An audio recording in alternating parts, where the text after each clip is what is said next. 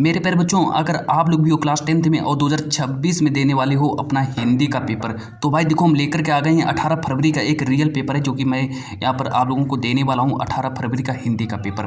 प्यारे बच्चों, आप लोग इस पेपर को जरूर तैयार करना। आज का मेरा कोड है 817 एससी का पेपर है।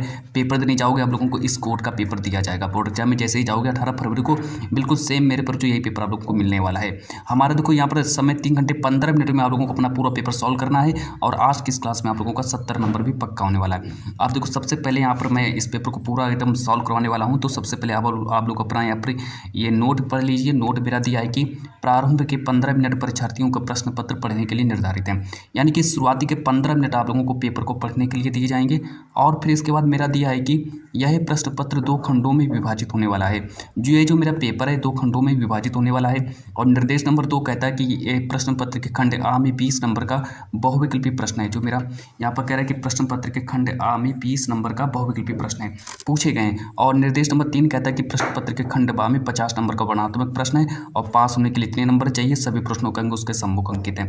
इतना सब कुछ पढ़ने के बाद मैं सीधा आप लोगों को प्रश्नों के लिए चलता हूँ। मैं गारंटी के साथ कह सकता हूँ, मैं गारंटी के साथ दावा भी ले सकता हूँ। और यहाँ पर आप लोगों से यहाँ पर रियल पेपर है मेरा और ये पेपर आप लोगों को दिया जाएगा जो कि मेरा 18 फरवरी का वायरल पेपर है। प्यारे बच्चों, पूरा पेपर देखना, मैं पूरा का पूरा सॉल्व भी कराऊंगा और इसका पूरा का पूरा आप लोगों का आंसर भी बताने वाला हूँ। अब देखो, अगर हम सबसे पहला मेरा प्रश्न कहता है, प्रश्न नंबर 1 मेरा कहता है कि निम्नलिखित कथनों में से कोई कथन सही है, उसे पहचान कर लिखो। पेपर में 1 नंबर का प्रश्न आने वाला है। यहाँ पर देखो, प्रश्न नंबर 1 कहता है कि निम्नलिखित कथनों में से कोई कथन सही है, उसे पहचान कर लिखो। ए ऑप्शन दिया झूठा सच के लेखक रामविलास शर्मा है। बी ऑप्शन दिया है आवारा मसीहा एक उपन्यास है। सी ऑप्शन दिया महादेवी वर्मा एक उपन्यास लेखिका है। और डी ऑप्शन दिया पत्रिका के संपादक मुंशी प्रेमचंद्र हैं। तो भाई इसका राइट आंसर हो जाएगा आवारा मसीहा एक उपन्यास है। तो पेपर नहीं जाओगे आप लोगों को बी ऑप्शन सही करना है। अब आगे देखो, प्रश्न नंबर 2 कहता है कि सेवा सदन उपन्यास के लेखक कौन हो जाएंगे। प्यारे बच्चों, हमसे पूछा गया कि सेवा सदन उपन्यास के लेखक कौन हो जाएंगे। 1 नंबर का प्रश्न ये भी देखो आने वाला है। लेकिन देखो, सेवा सदन उपन्यास के लेखक हमारे प्रेमचंद्र राइट आंसर हो जाएंगे। और अगर हम बात करें, प्रश्न नंबर 3 हमसे कहता है कि राम रस मीमांसा के लेखक कौन है। तो भाई रस मीमांसा के लेखक कौन है, देखो 1 नंबर का प्रश्न ये भी हमारा बनने वाला है। तो देखो, रस मीमांसा के लेखक हमारे रामचंद्र शुक्ल जी हो जाएंगे, यानी कि इसका डी ऑप्शन सही करेंगे। अच्छा, आगे देखो, फिर मैं बात करता हूँ, आगे ले चलता हूँ आप लोगों को प्रश्न नंबर 4 की ओर। प्रश्न नंबर 4 कहता है कि स्मृति की रेखाएं साहित्य की विधा है। तो भाई हमसे पूछा गया कि स्मृति की रेखाएं साहित्य की विधा, किस साहित्य की विधा है। देखो, नाटक दिया है, जीवनी दिया है, भेंट वार्ता दिया है, संस्मरण दिया है। ये मेरे 4 ऑप्शन है। तो भाई प्रश्न नंबर 4 का देखो राइट आंसर हो जाएगा संस्मरण, यानी कि जो मेरी स्मृति की रेखाएं जो है ये मेरी संस्मरण विधा की रचना हो जाएगी। और प्रश्न नंबर 5 कहता है कि सेवा सदन उपन्यास के लेखक कौन है। तो भाई 1 नंबर का ये भी प्रश्न आ जाएगा कि सेवा सदन उपन्यास के लेखक हमारे मुंशी प्रेमचंद्र जी हो जाएंगे, है ना। तो सेवा सदन के लेखक मुंशी प्रेमचंद्र हो जाएंगे। अब आगे देखो, प्रश्न नंबर 6। प्रश्न नंबर 6 कहता है कि प्रसिद्ध आत्मकथा क्या भूलूं क्या याद करूं के लेखक कौन है। तो भाई प्रसिद्ध आत्मकथा क्या भूलूं क्या याद करूं के लेखक कौन है हो जाएंगे। ए ऑप्शन दिया हमारा हरिवंश राय बच्चन। बी ऑप्शन दिया doctor Rajendra Prasad. C option है पांडे बेचन शर्मा उग्र। और डी ऑप्शन है कि रामविलास शर्मा। तो भाई डी ऑप्शन हमारा रामविलास शर्मा हो जाएगा। तो प्रश्न नंबर 6 का राइट आंसर करेंगे हम लोग यहाँ पर ए ऑप्शन सही करेंगे, हरिवंश राय बच्चन। अब आगे देखो, प्रश्न नंबर 7। अब मैं ले चलता हूँ प्रश्न नंबर 7 की ओर की रीतकाल के वीर रस के प्रसिद्ध कवि हैं। 1 नंबर का भाई ये भी देखो प्रश्न आएगा कि रीतकाल के वीर रस के प्रसिद्ध कवि कौन हो जाएंगे, है ना। तो प्रश्न नंबर 7 का राइट आंसर हो जाएगा हमारा यहाँ पर बिहारी, इसके राइट आंसर हो जाएंगे। तो रीतकाल के वीर रस के प्रसिद्ध कवि हमारे बिहारी जी हो जाएंगे। अब आगे देखो, प्रश्न नंबर 8 कहता है कि छत्रसाल दशक के रचयिता कौन हो जाएंगे। भाई प्रश्न नंबर 8 कहता है कि छत्रसाल दशक के रचयिता कौन हो जाएंगे। तो ये भी देखो पेपर में 1 नंबर का प्रश्न ये भी आएगा कि छत्रसाल दशक के रचयिता कौन हो जाएंगे। तो भाई देखो, प्रश्न नंबर 8 का मेरा राइट आंसर हो जाएगा भूषण, इसके राइट आंसर हो जाएंगे। भूषण इसका सही हो जाएंगे। इसके बाद मैं ले चलता हूँ प्रश्न नंबर 9 की ओर। प्रश्न नंबर 9 देखो यहाँ पर कहता है कि कुरुक्षेत्र के रचनाकार कौन है। भाई कुरुक्षेत्र के रचनाकार कौन हो जाएंगे। 1 नंबर का ये भी प्रश्न आने वाला है। ए ऑप्शन दिया है शमशेर बहादुर सिंह। बी ऑप्शन दिया है वेद व्यास। सी ऑप्शन दिया है रामधरी सिंह दिनकर। और डी ऑप्शन दिया है जयशंकर प्रसाद। ये हमारे प्रश्न नंबर 9 के 4 ऑप्शन हो गए। तो कुरुक्षेत्र के रचनाकार पूछे गए, तो इसका राइट आंसर हो जाएगा रामधरी सिंह दिनकर, है ना। तो इसका सी ऑप्शन सही करेंगे। और प्रश्न नंबर 10 कहता है कि जयशंकर प्रसाद की रचना नहीं है। भाई 1 नंबर का ये भी आएगा कि जयशंकर प्रसाद की रचना नहीं है। तो प्रश्न नंबर 10 का राइट आंसर हो जाएगा यामा जो है मेरी जयशंकर प्रसाद जी की रचना नहीं है। अब देखो प्रश्न नंबर 11 देखो क्या कहता है। प्रश्न नंबर 11 के बारे में बात करेंगे। प्रश्न नंबर 11 कहता है कि प्रिय पति वह मेरा प्राण प्यारा कहाँ है, दुख जल निधि डूबी का सहारा कहाँ है। प्रस्तुत पंक्ति में कौन सा रस है। 1 नंबर का देखो ये भी आएगा कि प्रिय पति वह मेरा प्राण प्यारा कहाँ है, दुख जल निधि डूबी का सहारा कहाँ है। तो प्रस्तुत पंक्ति में कौन सा रस हो जाएगा। ए ऑप्शन दिया शोक, बी ऑप्शन दिया क्रोध, सी ऑप्शन दिया रति, डी ऑप्शन भयानक। तो भाई देखो इसमें राइट आंसर हो जाएगा इसका मेरा शोक राइट आंसर हो जाएगा, इसका ए ऑप्शन सही हो जाएगा शोक। तो शोक को सही करेंगे। और प्रश्न नंबर 12 कहते हैं कि काव्य की शोभा बढ़ाने वाले उपकरणों को क्या कहा जाता है। भाई काव्य की शोभा बढ़ाने वाले उपकरणों को क्या कहा जाता है। देखो ए ऑप्शन दिया अलंकार, बी ऑप्शन दिया छंद, सी ऑप्शन दिया रस और डी ऑप्शन दिया शब्द शक्ति। तो काव्य की शोभा बढ़ाने वाले उपकरणों को क्या कहते हैं। तो प्रश्न नंबर 12 का राइट आंसर हो जाएगा अलंकार कहते हैं, यानी कि इसका ए ऑप्शन सही करेंगे। चलो अच्छा आगे देखो मैं ले चलता हूँ आप लोगों को प्रश्न नंबर 13 की ओर। प्रश्न नंबर 13 कहता है कि रोला जो है मेरा किस प्रकार का छंद है। तो भाई रोला किस प्रकार का छंद है। तो 1 नंबर का प्रश्न ये भी आएगा कि रोला किस प्रकार का छंद है। ए ऑप्शन दिया अर्ध सममात्रिक छंद है, बी ऑप्शन दिया विषम मात्रिक छंद है, सी ऑप्शन दिया सममात्रिक छंद है, डी ऑप्शन दिया इनमें से कोई नहीं। तो भाई रोला किस प्रकार का छंद है। तो प्रश्न नंबर 13 का देखो राइट आंसर हो जाएगा सममात्रिक छंद। तो रोला जो है एक मेरा सममात्रिक छंद हो जाएगा, इसका सी ऑप्शन सही करेंगे।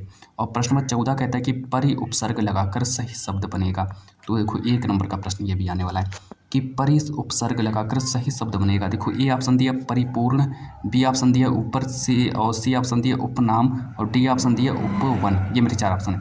तो भाई देखो परि उपसर्ग लगाकर कौन सा शब्द बनेगा। तो प्रश्न नंबर 14 का राइट आंसर करेंगे परिपूर्ण, यानी कि इसका ए ऑप्शन। पेपर देने जाओगे ए ऑप्शन को इसे करना। अब चलो प्रश्न नंबर 15 को देखेंगे। प्रश्न नंबर 15 कहता है कि त्रिभुवन शब्द में कौन सा समास है। 1 नंबर का प्रश्न ये भी आएगा कि त्रिभुवन शब्द में कौन सा समास है। तो देखो इसका ए ऑप्शन हो जाएगा बहुव्रीहि समास, बी ऑप्शन हो जाएगा कर्मधारय समास, सी ऑप्शन हो जाएगा द्विगु समास, डी ऑप्शन तत्पुरुष समास हो जाएगा। तो ये मेरे 4 ऑप्शन हो जाएंगे। तो भाई देखो प्रश्न नंबर 15 का राइट आंसर हो जाएगा द्विगु समास, है ना। तो प्रश्न नंबर 15 का द्विगु समास यानी कि इसका सी ऑप्शन सही करेंगे। और प्रश्न नंबर 16 के बारे में बात करते हैं कि सांप का तत्सम रूप क्या होता है। 1 नंबर का देखो प्रश्न ये भी आएगा कि सांप का तत्सम रूप क्या होता है। तो देखो इसका राइट आंसर हो जाएगा सर्प, मेरा सही हो जाएगा। चलो अच्छा आगे मैं ले चलता हूँ आप लोगों को प्रश्न नंबर 17 की ओर। प्रश्न नंबर 17 कहता है कि तेसाम तत्पुल्लिंग शब्द के किस विभक्ति एवं वचन का रूप है। जो मेरा तेसाम तत्पुल्लिंग जो है ये शब्द के किस विभक्ति एवं वचन का रूप है। तो भाई देखो 1 नंबर का प्रश्न ये भी आएगा। ए ऑप्शन दिया पंचमी एक वचन, बी ऑप्शन दिया तृतीय बहुवचन, सी ऑप्शन दिया चतुर्थी एक वचन, डी ऑप्शन दिया षष्ठी बहुवचन। इसका डी ऑप्शन सही कर देंगे षष्ठी बहुवचन, है ना। और इसके बाद चलो मैं फिर आगे ले चलता हूँ आप लोगों को प्रश्न नंबर 18 की ओर। प्रश्न नंबर 18 कहता है कि मोहन गीत गाता है रचना की दृष्टि से यही किस प्रकार का वाक्य हो जाएगा। तो भाई देखो पेपर में 1 नंबर का प्रश्न आएगा, है ना, कि मोहन गीत गाता है रचना की दृष्टि से यही किस प्रकार का वाक्य हो जाएगा। तो प्रश्न नंबर 18 का राइट आंसर हो जाएगा यह एक सरल वाक्य हो जाएगा, सरल वाक्य करेंगे, इसका सी ऑप्शन सही करेंगे। चलो अच्छा आगे मैं ले चलता हूँ प्रश्न नंबर 19 की ओर। प्रश्न नंबर 19 कहता है कि वह जा रहा है यह किस प्रकार का वाक्य है। तो भाई देखो पेपर में 1 नंबर का प्रश्न आने वाला है कि वह जा रहा है यह किस प्रकार का वाक्य है। तो यह एक साधारण वाक्य हो जाएगा, है ना। तो यह साधारण वाक्य हो जाएगा। और प्रश्न नंबर 20 कहता है कि सीता ने पत्र लिखा, इस वाक्य में किस प्रकार का वाच्य प्रयोग है। 1 नंबर का देखो प्रश्न ये भी आएगा कि सीता ने पत्र लिखा, यह किस प्रकार का वाच्य प्रयोग है। तो ये एक कर्तरी प्रयोग हो जाएगा, यानी कि इसका सी ऑप्शन से करेंगे कर्तरी प्रयोग। तो अच्छा फिर मैं आगे ले चलता हूँ भाई आप लोगों को प्रश्न यहाँ से आप लोगों का स्टार्ट हो जाता है। देखो ये मैंने आप लोगों को 20 प्रश्न बताए, ये मैंने आप लोगों को 20 प्रश्न बताए जो कि मेरे बहुविकल्पी प्रश्न थे। तो 20 नंबर आप लोगों के क्लियर हो गए, 20 नंबर आप लोगों के पक्के हो गए। अब देखो यहाँ से आप लोगों का गद्यांश पूछा जाएगा। गद्यांश देख लो, गद्यांश जो है 6 नंबर का गद्यांश आएगा कि यहाँ पर कहता है कि निम्नलिखित गद्यांश पर आधारित 3 प्रश्नों को उत्तर दीजिए। गद्यांश पर 3 प्रश्न आप लोगों से पूछे जाएंगे और हर प्रश्न 1-1 नंबर का होगा। तो सबसे पहले इसको पढ़ेंगे कि इसको देखो पढ़ेंगे कि मैं तो यही समझता हूँ कि यदि हमें अपने समाज और देश में उन सब अन्यायों और अत्याचारों की पुनरावृत्ति नहीं करनी है जिनके द्वारा आज के सारे संघर्ष उत्पन्न होते हैं, तो हमें अपनी ऐतिहासिक नैतिक चेतना या संस्कृति के आधार पर ही अपनी आर्थिक व्यवस्था बनानी चाहिए। अर्थात उसके पीछे व्यक्तिगत लाभ और भोग की भावना प्रधान न होकर व्यक्तिगत त्याग और सामाजिक कल्याण की भावना ही प्रधान होनी चाहिए। हमारे प्रत्येक देशवासी को अपने सारे के सारे इतना सब कुछ पढ़ने के बाद इतना पढ़ लीजिए। अब मैं इसको पूरा सॉल्व करवा देता हूँ। इस पर देखो 3 प्रश्न हमसे पूछे जाएंगे जो कि यहाँ पर दिया गया। 3 प्रश्न देख लो। पहला प्रश्न कहता है कि उपयुक्त गद्यांश का संदर्भ लिखो। संदर्भ मेरा देखो 2 नंबर का संदर्भ लिखने के लिए पूछा जाएगा, है ना। तो कहता है कि उपयुक्त गद्यांश का संदर्भ लिखो, तो 2 नंबर का संदर्भ आएगा। यहाँ पर कह रहा है संदर्भ कहता है कि प्रस्तुत गद्यांश हमारी पाठ्य पुस्तक हिंदी के गद्य खंड में संकलित भारतीय संस्कृति नामक पाठ से लिया गया है। इसके लेखक डॉक्टर राजेंद्र प्रसाद जी हो जाएंगे, है ना। तो देखो ये जो मेरा गद्यांश है ये मैंने भारतीय संस्कृति चैप्टर से उठाया गया है ना। तो बोर्ड ने इसको कहाँ से उठाया, भारतीय संस्कृति चैप्टर से उठाया है। और यहाँ पर अब इसका रेखांकित अंश की व्याख्या भी कर देंगे।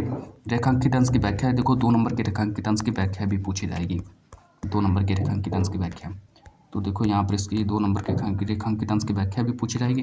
तो इसको यहाँ से पढ़ना है कि रेखांकित अंश की व्याख्या कहता है कि प्रस्तुत पंक्तियों में लेखक कहता है कि देश में अन्याय और अत्याचारों की पुनरावृत्ति नहीं होनी चाहिए, है ना। जो मेरा देश है, जैसे कि प्रस्तुत पंक्तियों में लेखक कहता है कि देश में अन्यायों और अत्याचारों की पुनरावृत्ति नहीं होनी चाहिए। इसी समाज में संघर्ष उत्पन्न होता है। हमें नैतिकता पर ध्यान देना चाहिए और ऐसी आर्थिक व्यवस्था बनानी चाहिए जिसमें मनुष्य के त्याग की भावना सम्मिलित हो। समाज के कल्याण की ओर हमें हमको ध्यान देना चाहिए ताकि भारतीय संस्कृति पर आधारित आर्थिक ढांचा निर्मित हो सकेगा। आज जो भी धन अर्जित करें उसके मूल में लोक कल्याण की भावना निहित होनी चाहिए। अच्छा, इतना सब कुछ करने के बाद फिर मैं आप लोगों को और आगे ले चलता हूँ। इस पर देखो दूसरा प्रश्न हमसे पूछा गया है, यहाँ से इसको पहले मैं थोड़ा बैक करता हूँ। ये मेरा देखो अब तीसरा हमसे प्रश्न यहाँ पर देखो पूछा गया है ना। ये देखो अब इन दोनों के उत्तर भी हमको देना पड़ेगा कि हमें अपने आर्थिक व्यापार किस भावना से प्रेरित करना चाहिए। तो यहाँ पर देखो इसको उत्तर लिख देना कि हमें अपनी ऐतिहासिक नैतिक चेतना या संस्कृति के आधार पर अपनी आर्थिक व्यवस्था बनानी चाहिए। दूसरा कहते हैं कि अन्यायों एवं अत्याचारों को रोकने का उपाय क्या है। तो भाई क्या उपाय है, उत्तर करके लिखेंगे कि अन्यायों और अत्याचारों को रोकने का प्रमुख उपाय यही है कि हमारे अंदर व्यक्तिगत लाभ और भोग की भावना प्रधान न होकर त्याग और सामाजिक कल्याण की भावना प्रमुख होनी चाहिए। तो भाई इतना करने के बाद फिर एक अथवा करके दिया है। अथवा करके दिया, आप लोग चाहो तो ऊपर वाला सॉल्व कर लेना या फिर नीचे वाला सॉल्व कर लेना। मैं आप लोगों को दोनों के दोनों सॉल्व करवा देता हूँ, है ना। या देखो अथवा करके लिखा कि मगर ऐसा ना आज तक हुआ है और ना होगा। दूसरों को गिराने की कोशिश तो अपने को बढ़ाने की कोशिश नहीं की जा सकती है। एक बात और है कि संसार में कोई भी मनुष्य निंदा से नहीं करता, उसके पतन का कारण सद्गुणों का ह्रास होता है। इसी प्रकार कोई भी मनुष्य दूसरों की निंदा करने से अपनी उन्नति नहीं कर सकता है। उन्नति तो उसकी तभी होगी जब वह अपने चरित्र को निर्मल बनाए तथा अपने गुणों का विकास करे।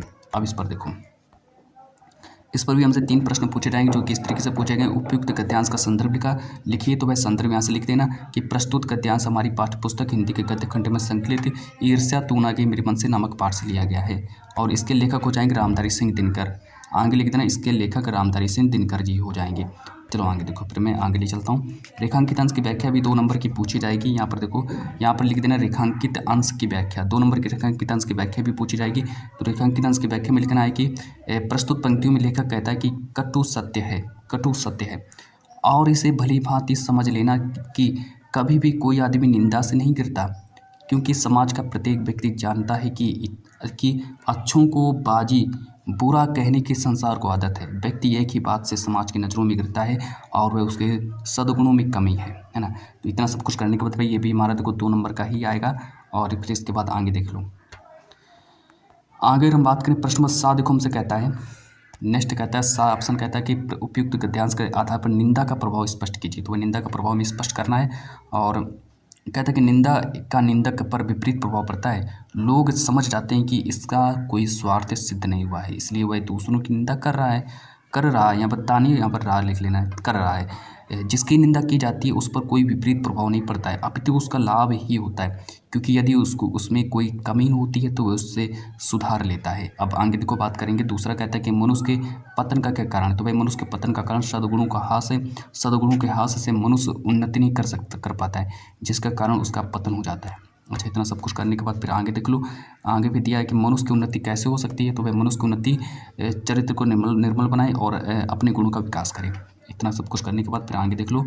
आप देखो पेपर में एक पद्यांश भी पूछा जाएगा।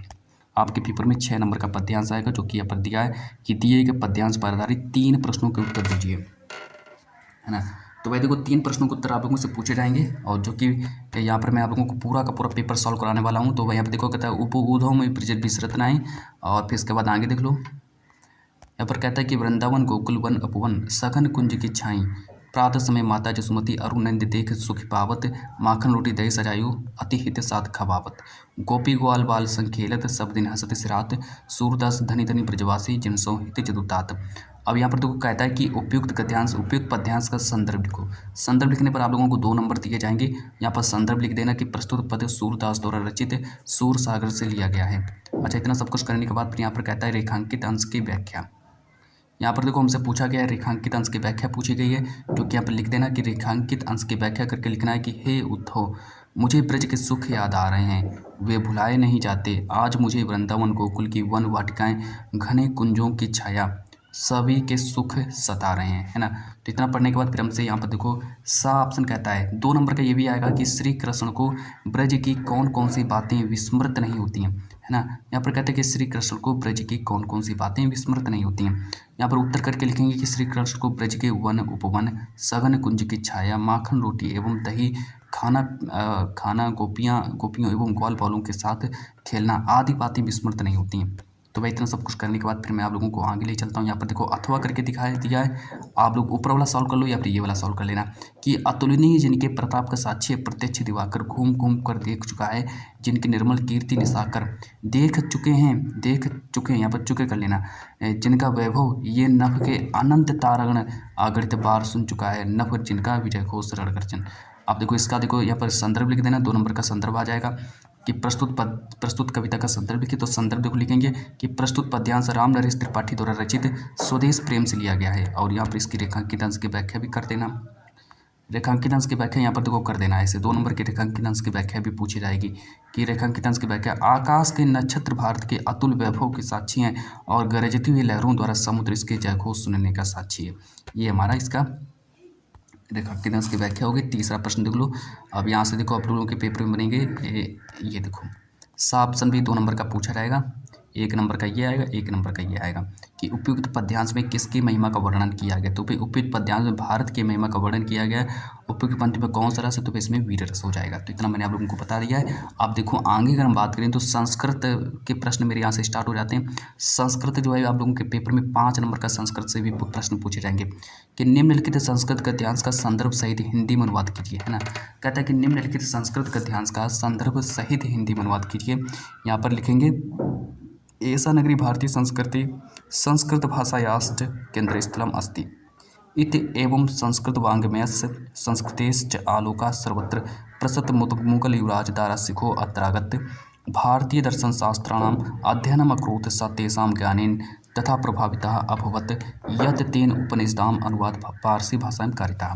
अच्छा, इतना सब कुछ करने के बाद फिर मैं आप लोगों को यहाँ पर संदर्भ लिखना स्टार्ट कर देता हूँ कि प्रस्तुत अवतरण हमारी पाठ्यपुस्तक हिंदी के संस्कृत खंड के अंतर्गत वाराणसी नामक पाठ से अवतरित है। इसमें वाराणसी के महत्व का वर्णन किया गया है।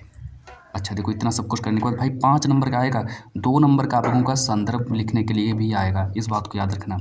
अब चलो आगे देखो, आगे देखो कहता है हिंदी में अनुवाद करना है कि यह नगरी भारतीय संस्कृति और संस्कृत भाषा का केंद्र स्थल है। यहीं से संस्कृत साहित्य और संस्कृत का प्रकाश सब जगह फैला था। मुगल युवराज दारा सिखों ने यहाँ आकर भारतीय दर्शन शास्त्रों का अध्ययन किया था। वह उनके ज्ञान से ऐसा प्रभावित हुआ कि उसने उपनिषदों का अनुवाद फारसी भाषा में कराया। अच्छा देखो, यहाँ पर अथवा करके पूछा गया है कि अस्माकं संस्कृति सदा गतिशीला वर्तते मानव जीवन संस्कृति ऐसा नवा विचारधारा में स्वीकृति। आप लोगों को 2 में से 1 का लिखना पड़ेगा। इसका देख लो, ये भी और नीचे भी पढ़ लेना, और है ना, इसको पढ़ने के बाद अथवा करके दिया, चाहे ऊपर वाला सॉल्व करो या फिर नीचे वाला सॉल्व करो। तो मैं अथवा वाला दोनों सॉल्व करवा देता हूँ मैं, है ना। यहाँ पर लिख देना, यहाँ पर देखो संदर्भ लिख देना। यहाँ पर संदर्भ करके लिख देना कि प्रस्तुत संस्कृत गद्यांश हमारी पाठ्यपुस्तक हिंदी के संस्कृत खंड में संकलित भारतीय संस्कृति नामक पाठ से लिया गया है। और इतना सब कुछ करने के बाद आप हिंदी में अनुवाद लिख देना कि हमारी संस्कृति सदा गतिशील है, जो मेरी संस्कृति जो है सदा गतिशील है। मानव जीवन को संस्कारित करने के लिए यह समय समय पर नई नई विचारधाराओं को स्वीकार करती है और नई शक्ति प्राप्त करती है ना। इतना करने के बाद फिर यहाँ हट नहीं है, जो उचित और कल्याणकारी है वह यहाँ हर्षपूर्वक स्वीकार करता है। इसकी गतिशीलता का रहस्य मानव जीवन के सदा रहने वाले आदर्शों जैसे कि सत्य की प्रतिष्ठा, सभी प्राणियों में समभाव, विचारों में उदारता और आचरण में दृढ़ता में निहित है। तो भाई इतना पढ़ने के बाद अब मैं आप लोगों को और आगे ले चलता हूँ। अब देखो क्या होगा कि अब आपके पेपर में 5 नंबर का पद्यांश भी पूछा जाएगा कि कहता है कि निम्नलिखित दिए गए संस्कृत पद्यांश का संदर्भ सहित हिंदी में अनुवाद कीजिए।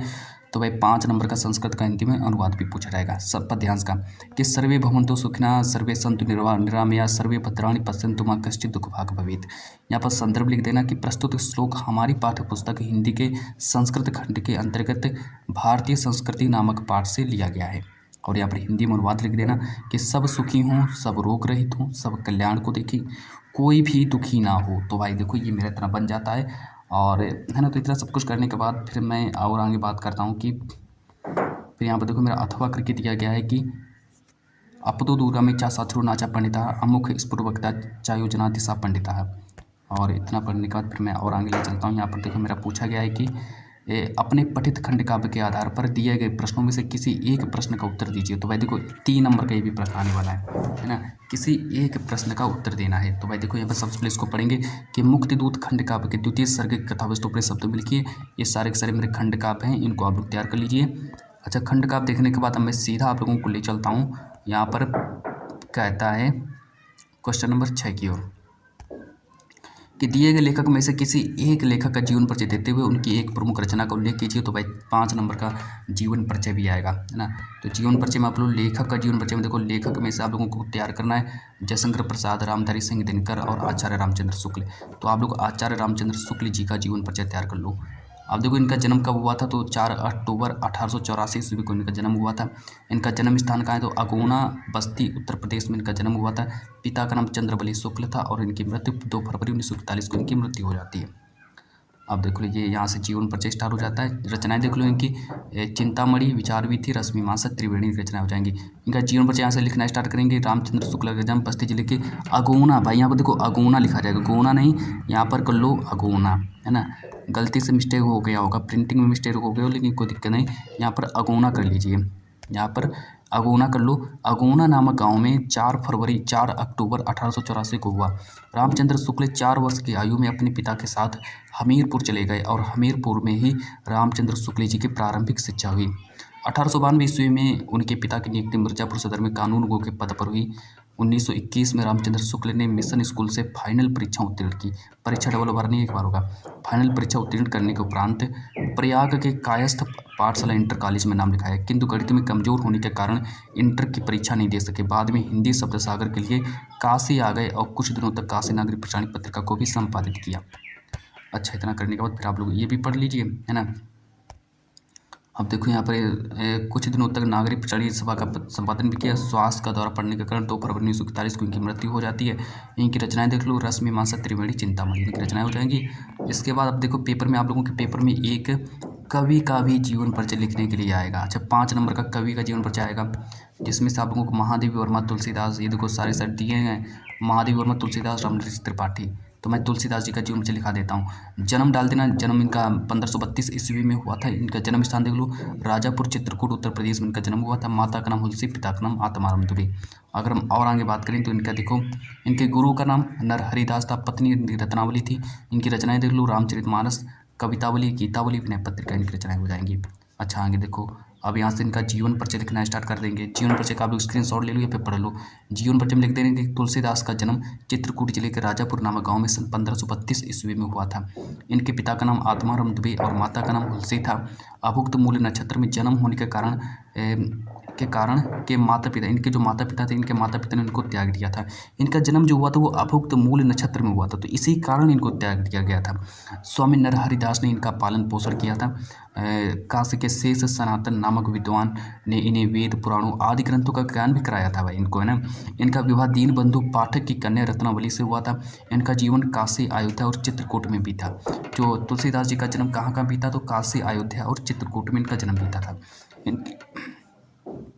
इनकी मृत्यु काशी का घाट नामक स्थान 1623 ईस्वी में हुई थी। इनकी रचनाएं देख लो, रामचरितमानस, दोहावली, विनय पत्रिका इनकी रचनाएं हो जाएगी।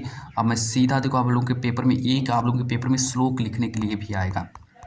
श्लोक लिखने के लिए भी आएगा आपके पेपर में 2 नंबर का श्लोक आता है, इस बात को याद रखना। और ये देखो सारे, ये देखो अब आपके पेपर में ये पत्र लेखन भी लिखने के लिए आएगा। पत्र लेखन 4 नंबर का आता है कि शहर की सफाई पर याद कर लेना और अपने मित्र को अपने बड़े भाई के विवाह में सम्मिलित होने के लिए एक पत्र लिखिए।